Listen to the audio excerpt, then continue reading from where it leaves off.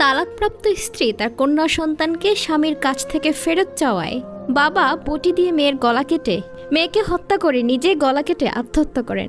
হ্যাঁ দর্শক, এমন ঘটনাই ঘটেছে বরিশাল নগরীতে।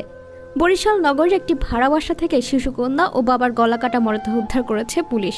পুলিশ ধারণা করছে বটি দিয়ে 5 বছরের সন্তানকে গলা কেটে হত্যার পর বাবা নিজের গলা কেটে আত্মহত্যা করেছে। বরিশাল নগরীর কাউনিয়া মেইন এলাকার স্বপ্ন বিলাস বহুতল ভবনের 4 তলার ফ্ল্যাট থেকে বাবা ও শিশুকন্যার গলা কাটা মরদেহ উদ্ধার করেন পুলিশ। নিহতরা হচ্ছেন পিতা নাইম হাওলাদার, তার বয়স 35 বছর, এবং শিশুকন্যা রাবেয়া বশরী রোজা, তার বয়স 5 বছর। ওই ফ্ল্যাটে নিহতরা স্বজনদের সাথে ভাড়া থাকতেন। নাইম উজিরপুরের বরকোঠা এলাকার শাহজাহান হাওলাদারের ছেলে এবং ঔষধ প্রস্তুতকারী প্রতিষ্ঠান অবসলিনের গাড়ি চালক ছিলেন।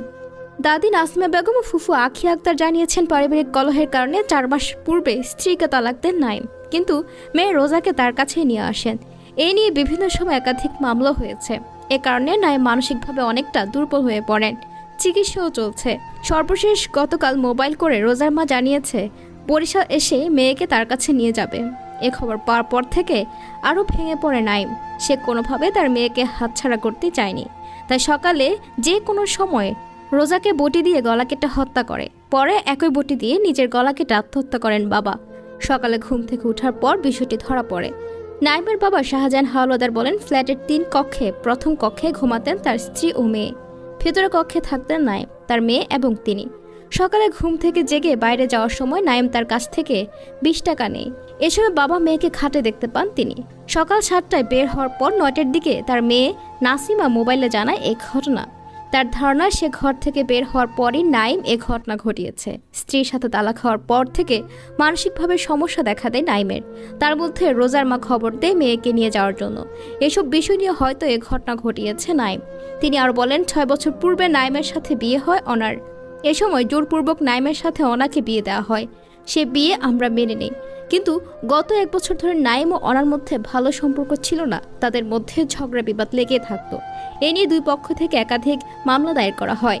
গেল 4 মাস পূর্বে তালাক দেওয়া হয় অনাকে। এর মধ্যে অনার এক ছেলের সাথে বিবাহ বন্ধনে আবদ্ধ হয়েছেন। বাড়িওয়ালা মোহাম্মদ পলাশ বলেন, 4 মাস পূর্বে নাইম তার বাবা মা ও বোনকে নিয়ে ফ্ল্যাট ভাড়া নেন। ফ্ল্যাটে ওঠার পর থেকে নাইমকে মানসিক ভারসাম্যহীন মনে হতো। বিষয়টি তার স্ত্রীও খেয়াল করে তাকে অবহিত করেন। পরবর্তীতে তারা জানতে পারেন পারিবারিক দ্বন্দ্বের কারণে ফ্ল্যাট ভাড়া নেওয়ার পূর্বে নাইমের সাথে তার স্ত্রী ছাড়াছাড়ি হয়ে যায়।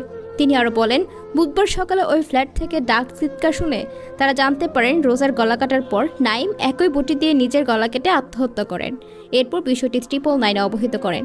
সেখান থেকে কাউনিয়া থানা পুলিশকে জানানো হলে তারা ঘটনাস্থলে এসে মরদেহ উদ্ধার করে নিয়ে যায়। বরিশাল মেট্রোপলিটন কাউনিয়া থানার সিনিয়র সহকারী পুলিশ কমিশনার সরার হোসেন বলেন, প্রাথমিকভাবে ধারণা করা হচ্ছে শিশুকে গলা কেটে হত্যার পর বাবা নিজে গলা কেটে আত্মহত্যা করেছেন। পারিবারিক দ্বন্দ্বের কারণে এই ঘটনা ঘটেছে। বিশেষ করে নাইমের সাথে তার স্ত্রী তালাক হয়েছে। এরপর থেকে শিশুকন্যাকে কাছে রাখেন নাইম। পরিবারের স্বজনদের বরাত দিয়ে তিনি আরও জানান, আজ সকালে রোজার মা আসার কথা ছিল রোজাকে তার কাছে নিয়ে যাওয়ার জন্য, কিন্তু এই বিষয়টি নাইম মানতে পারেনি। সেখান থেকে হয়তো সে হত্যাকাণ্ড সংঘটিত করতে পারে। তবে বিষয়টি আরও গভীর তদন্ত করে দেখা হচ্ছে। মরদেহের ময়নাতদন্তের জন্য শেরেবাংলা মেডিকেল কলেজ হাসপাতাল মর্গে প্রেরণ করা হবে। ময়নাতদন্ত শেষে মরদেহ পরিবারের কাছে হস্তান্তর করা হবে বলে জানিয়েছে পুলিশ কর্মকর্তা।